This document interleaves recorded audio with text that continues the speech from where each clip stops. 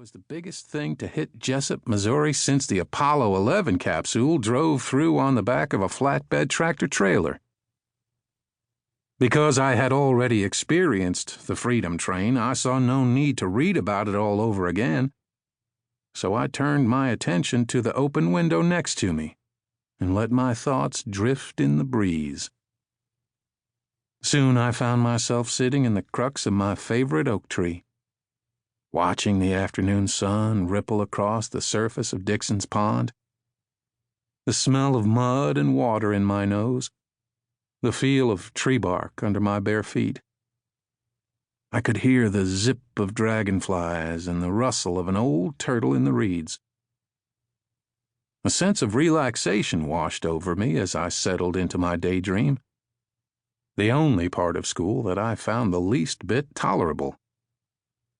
I would have stayed in that lull until the bell rang had I not been pulled back to the classroom by the sarcasm in Mrs. Shaw's voice when the discussion turned to the missing woman. The way Mrs. Shaw went on, you'd think that Lyda Poe spent her evenings dancing naked in her front yard under the glow of a red porch light. Lyda Poe, Mrs. Shaw said, was 35, colored, and a divorcee. That last word dripping with such a thick tang of ruination that you were just sure that all of Ms. Poe's hardships could be traced back to that one original sin. The article didn't mention that Ms. Poe was a divorcee. Mrs. Shaw added that tidbit herself, and her tone suggested that she knew Lyda Poe on a personal level. Or more likely, she knew someone who heard something.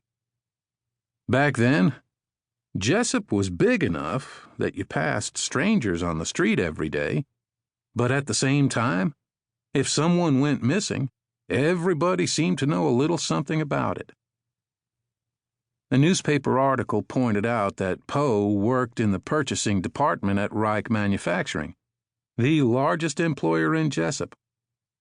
Reich molded plastics for use in everything from sunglasses to car dashboards. Those plastic phones that hung on everyone's wall, the ones with the long cord that came in every color of the rainbow, they all started out there in Jessup, Missouri. Shaw had once mentioned that her husband worked at Reich, which might have explained the connection. Whatever the reason, Mrs. Shaw didn't much care for the missing woman. The article gave little information as to why Ms. Lyda Poe went missing. It merely reported that someone stopped by her house and found her gone. It had been 2 weeks, and no one had seen hide nor hair of the woman. Personally, I didn't find it hard to believe that someone had up and left Jessup. What baffled me was why more people didn't do it.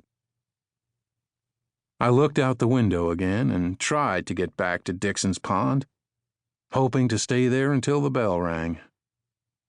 I conjured up bits and pieces of the daydream, but they came and went, like a candle that just wouldn't stay lit. Mrs. Shaw had moved on to another article, but something about Lyda Poe's story kept me away from my daydream. I remember thinking that when the time came for me to run away from Jessup, I would be sure to leave a note. I didn't want students in some current events class reading about me going missing. Not that they would have cared. When the bell rang, kids poured out of their classrooms with the force of a river breaking through its levee. I headed down the main stairs, which opened into a hallway lined with mildew-green lockers, where I dumped my morning books into my locker, grabbed a yellow notebook, and headed to the cafeteria for lunch.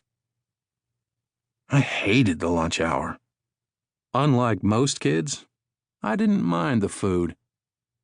I mean, how bad can you screw up a hot dog? No, I hated lunch because I had no regular place to sit.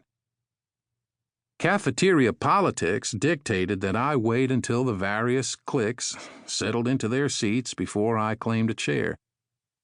My daily reminder of just how much of an